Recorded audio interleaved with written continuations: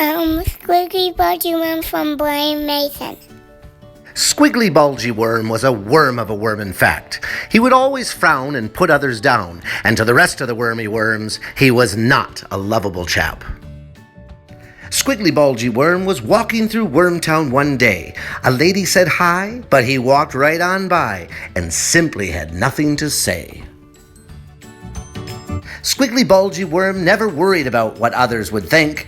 He never took a shower, thought he smelled like a flower, when really he most certainly did stink.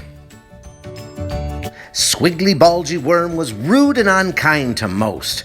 He often spoke words that were quite absurd, and about himself he would always boast. Squiggly Bulgy Worm ate an apple one night before bed. It gave him so much gas that it just would not pass, so he became delirious in the head. Squiggly Bulgy Worm fell sick to his pillow asleep. He had a bad dream, but refused to scream, and so here is what happened to that little creep.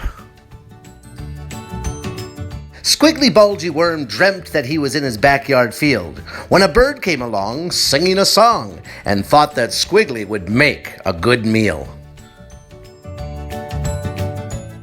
Squiggly Bulgy Worm thought he was too good to run. The bird grabbed him so and would not let go, and Squiggly did not think that it was fun. Squiggly Bulgy Worm begged and pleaded real loud, "I'll be a good worm if you don't make me squirm, and I promise you will be quite proud." Squiggly Bulgy Worm hung from the hungry bird's beak, but the bird let him go, and why I do not know. Then Squiggly's face and the backyard field did meet. Squiggly Bulgy Worm turned and looked around. The bird had flown away. He was gone for the day, and the poor worm's heart did not make a sound.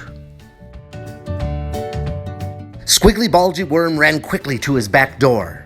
He sat at a chair, wiping sweat from his hair, but he really wasn't scared anymore. Squiggly Bulgy Worm then said to himself in shame, "If I do something mean, even though by the bird it is not seen, me the bird will blame." So Squiggly Bulgy Worm awoke from his sleep to start a new life. He would begin to smile and sing all the while, and would always try to be nice.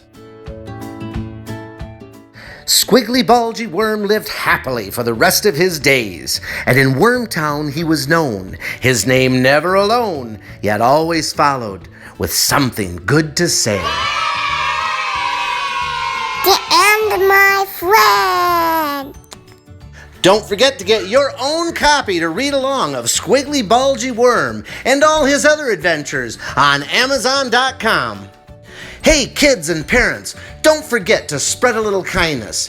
And guess what? Squiggly Bulgy Worm is spreading kindness by donating a portion of the proceeds of this project to Food for Life Global. Check them out at ffl.org and help us to feed the world.